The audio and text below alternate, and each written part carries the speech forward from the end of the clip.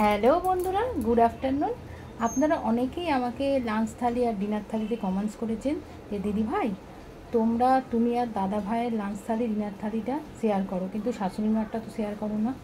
তো শাশুড়ি মা তো আগে খেয়ে নেন, তো আজকে শাশুড়ি মাকে এখন খেতে দিচ্ছি। তো আজকে শাশুড়ি মার লাঞ্চ থালিটা আপনার সঙ্গে শেয়ার করব।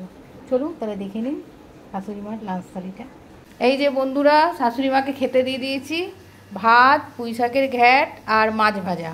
আর আমি কচুরলতি করব, ওনার তো কচুরলতি শ্যুট করে না পেটের জন্য, তাই উনি খাবে না বলে এই খাবার দিয়ে আমি ওনাকে লাঞ্চ করতে দিয়েছি। তো তুমি কেন আমাদের সঙ্গে খাও না সেটা একটু বন্ধুদের জানাও।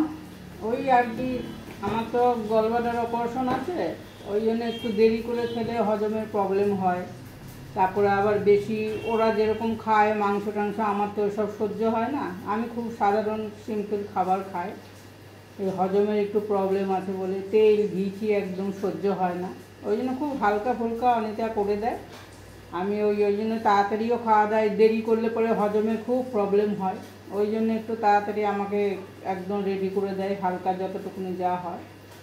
ওই জন্য উনি সকালবেলা ব্রেকফাস্টটা 8টা থেকে 8:30টায় করে, আর লাঞ্চটা 12টা থেকে 12:30, আর ডিনারটা 9টা থেকে 9:30। হ্যাঁ, কোনো দিনও বাই চান্স বেরিয়েছিলাম রান্না করতে দেরি করতে একটু দেরি হয়ে যায়, কিন্তু বেশিরভাগ দিনে উনি টাইমটা মেনটেন করে। আর এমনিও এখন বয়স হচ্ছে, বয়সের বাড়া সঙ্গে সঙ্গে একটু মেনটেন করা উচিত খাওয়া দাওয়া, টাইমটা খাওয়ার। আর ওনার আবার মাখন, ঘি, পনির, তারপরে তেল, এগুলো ঘি এগুলো কিচ্ছু সহ্য হয় না। উনি মাংস, চিংড়ি মাছ, ইলিশ মাছ, সর্ষে বাটা কিচ্ছু খায় না, কোনো ভাজা। ওই জন্য ওনার জন্য আমি সিম্পল ওই ঝোল, মাছের ঝোল হোক, ডাল হোক, সবজি হোক, এগুলো করে দিই।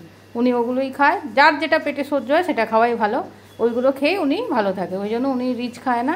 আর ওই বেশিরভাগ ওই জন্য আমরা পরে খাই, কারণ আমাদের ব্রেকফাস্টটা করতে তো দেরি হয়ে যায়, ওই জন্য লাঞ্চটা এত তাড়াতাড়ি হয় না, তার জন্য উনি আগে খেয়ে নেয়। তো ঠিক আছে, তুমি খাও, বন্ধুদের টাটা দিয়ে দাও।